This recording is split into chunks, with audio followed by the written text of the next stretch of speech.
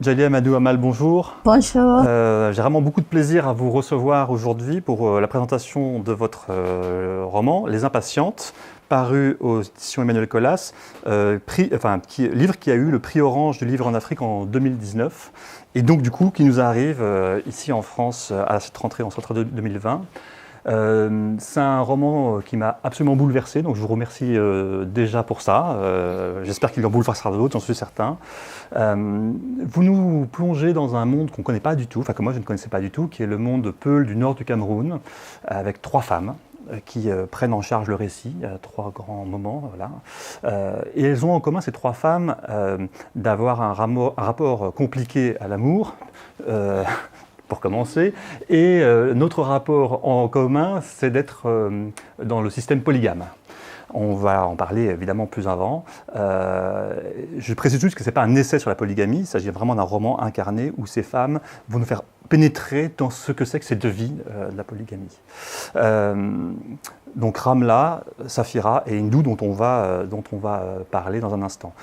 Peut-être pour commencer, le titre qui me paraît très important, Les Impatientes. Vos impatientes, elles ne sont pas des insoumises, ce sont des impatientes. Et ça a tout à fait un sens. Donc j'aimerais que vous, peut-être pour commencer, que vous nous explicitiez ce titre. D'accord, merci déjà de m'avoir invité. Je suis très ravie également d'être ici. Et donc, Les Impatientes. Ce roman donc, a eu le prix Orange du livre en Afrique. Et c'était sorti sous le titre Munyal, les lames de la patience. Je le dis surtout pour pouvoir scander sur un mot, Munyal. Munyal qui signifie en langue peul, patience. Et Munyal se dit pratiquement dans toute la zone du Sahel, aussi bien chez les Peuls que chez les Wolofs et dans d'autres ethnies. Donc Munyal, c'est un mot qu'on scande sans fin aux femmes.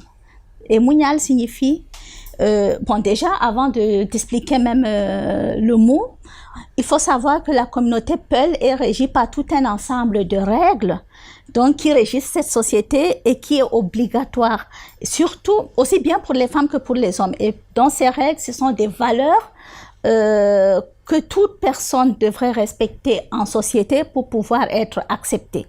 Une personne qui ne respecterait pas ces règles serait mise au banc de la société. Une personne qui n'est pas Peul, vous par exemple, si vous venez chez nous... Je suis Peul, madame. Donc si vous venez chez nous et que vous faites une action dont on est particulièrement fier, on va dire « Ah, celui-là, c'est un Peul. » Ah ben voilà. Alors, parmi ces langues, il y a le sens, la dignité, la honte d'avoir honte, le sens de l'honneur, etc. Et puis, il y a la patience, donc Munyal. La patience, c'est-à-dire, c'est une valeur fondamentale dans la culture. Et pour les femmes, on dit patiente. Mais quand on dit patiente, pour une femme, ça ne veut pas simplement dire patiente, accepte ou supporte. Non, ça veut surtout dire patiente, accepte surtout sans te plaindre. C'est ça. Et donc, tout le long du roman, on va scander aux jeunes femmes, aussi bien quand elles subissent des violences physiques ou morales, quand on les oblige à se marier alors qu'elles ne le veulent pas, quand on les donne, quand on apporte une autre épouse et qu'on leur impose la polygamie. Tout au long, on leur dit accepte, accepte, patiente, patiente, patiente. Mais ces femmes-là, elles ont envie de dire une chose qui paraîtrait un blasphème pour notre société. J'en ai marre de patienter, je suis fatiguée. Alors, ce sont des femmes impatientes. Il y en a une, on va pas dévoiler tout le roman évidemment. Une de ces trois femmes qui prend en charge le récit, Ramla, m'a beaucoup touché parce que c'est aussi une histoire dans ce roman, une histoire d'amour, d'amour contrarié, mais d'amour quand même, qui est la première du coup qu'on voit être mariée. Vous dites pas mariée de force, vous dites autre chose, mais vous en parlez dans un instant. Cette femme-là m'a beaucoup touché parce que, évidemment, elle subit cette situation qu'elle n'a pas choisie et elle a cette particularité d'être la seule dans tous vos personnages féminins à avoir fait des études. Et donc de rêver à autre chose. éventuellement d'exercer un métier et de choisir pour elle-même sa vie. J'aimerais que vous en parliez un peu plus de cette femme-là et de cette situation qu'elle vit, elle. Donc, vous savez, aujourd'hui, avec la mondialisation, l'ouverture sur le monde, la télévision, les réseaux sociaux et autres, les jeunes aspirent à autre chose. Les jeunes sont beaucoup plus ouverts sur le monde. Mais quand à la fois, on accepte de leur mettre un téléphone connecté entre les mains, mais qu'on veut quand même qu'elles continuent à réfléchir et à vivre comme leur mère ou leur grand-mère, c'est pratiquement impossible. Ramla, c'est une jeune fille qui a fait ses études et je le dis d'ailleurs dans le roman, on dirait presque qu'elle est une extraterrestre parce qu'elle a des rêves d'ailleurs. On lui dit d'ailleurs, on essaye de la remettre sur le chemin à chaque fois.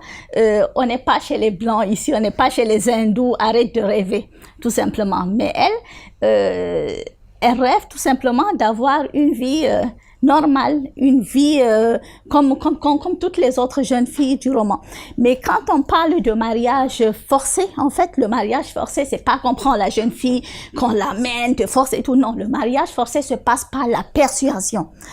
Donc, c'est toute la famille qui se met à vouloir convaincre, parce que fondamentalement, on peut se dire que les membres de la famille veulent le bien de leurs enfants. Et le bien, c'est ce que eux, ils pensent être bien. Et donc, Ramla, c'est une jeune fille tout simplement du 21e siècle qui a envie de vivre dans son temps, mais qui a toutes ces pesanteurs sociales, religieuses, familiales qui lui imposent d'oublier ses rêves pour se conformer à ce qui est la normalité. Alors on laissera au lecteur le plaisir de découvrir les deux autres personnages, dont une, Safira, qui est justement une première épouse qui voit arriver une jeune nouvelle épouse, les rapports entre les hommes et les femmes que ça suppose. Ce qui est très réussi dans votre roman, c'est qu'on rentre dans ce système polygame de l'intérieur et vous n'évacuez aucun sujet, même les plus durs. Il y a des scènes, notamment de nuit de noces, qui sont terribles. Il y a une chose peut-être sur laquelle j'aimerais vous entendre, c'est également la question de la violence que les femmes exercent entre elles, avec un système très hiérarchique de belle-mère, de première épouse, etc. Dans ce roman, effectivement, on est enfermé dans ces grandes maisons où chacun a une place assignée et astreint à ce rôle. Oui, Safira, donc c'est une jeune femme. Pour l'Occident, c'est une jeune femme, elle n'a que 35 ans, elle a des enfants et tout. Et puis, elle voit arriver une jeune épouse de 17 ans. Et du coup, c'est toute la société qui lui dit désormais, tu es la Dada Sare, c'est-à-dire la maman de la maison. En tant que maman de la maison Dada Sare, à 35 ans, tu es vieille, tu n'es plus qu'une maman, et tu dois laisser faire la jeune épouse. Sauf que Safira, elle n'a pas du tout envie de laisser sa place. Non seulement sa place d'épouse, mais en plus sa place de femme. Et elle ne se dit pas dans sa tête, oui, mais je dois me battre contre le mari parce que c'est lui qui m'impose une coépouse. Non. Pour elle, c'est cette Ramla qui arrive, qui est à combattre et à abattre, tout simplement. Mais peu importe, parce que pour elle, cette jeune mariée qui vient, même si elle n'est pas d'accord, même si c'est un mariage forcé, même si elle n'aime pas forcément le mari, elle vient quand même et elle lui impose une présence et elle veut être sa rivale. Donc, Safira, elle n'est pas prête du tout à se résigner. Au lieu de se soumettre à ce qu'on attend d'elle, elle se dit, je vais lever la tête et je vais me battre pour pouvoir montrer à la société tout entière la place qui est la mienne. Et évidemment, dans tout le roman, comme vous l'avez si bien remarqué, les femmes n'ont pas conscience, en fait, elles-mêmes des violences qu'elles subissent et du coup, ce sont elles qui perpétuent les violences envers d'autres femmes. Les mères qui perpétuent les violences envers leurs propres filles en les obligeant à épouser des personnes que le père a choisies, peut-être quelque part pour se protéger, ça on le montre aussi avec l'histoire de Ramla et même de la maman de Hindu. Les belles-mères qui se vengent quelque part sur leurs belles-filles de tout ce qu'elles ont eu à vivre et qui se disent maintenant que je suis la belle-mère, j'ai une position d'autorité, je peux un peu plus en profiter. Les coépouses qui, au lieu de se battre contre l'époux qui leur impose une deuxième épouse, se disent plutôt que c'est beaucoup plus facile de se battre entre femmes. En fait, tant que les femmes elles-mêmes n'auraient pas compris, et ça c'est l'un des messages que je vais faire passer dans le livre, tant que les femmes elles-mêmes ne vont pas se serrer les coudes, elles ne vont pas se mettre ensemble pour pouvoir trouver des solutions et être plus fortes ensemble, et tant qu'elles vont aller en rang dispersé et en se faisant la guerre les unes contre les autres, rien ne marchera et rien n'avancera. Alors malheureusement, le temps en partie est arrivé à terme. Évidemment, c'est un livre, comme vous aurez compris, qui est absolument salutaire pour plein de monde, pour des hommes, des femmes, dans tous les continents, qui est très subtil et qui aborde un sujet très compliqué avec une très grande grâce. Merci infiniment, Djaïli Amadou Amal, Les Impatientes chez Emmanuel Colas. Merci.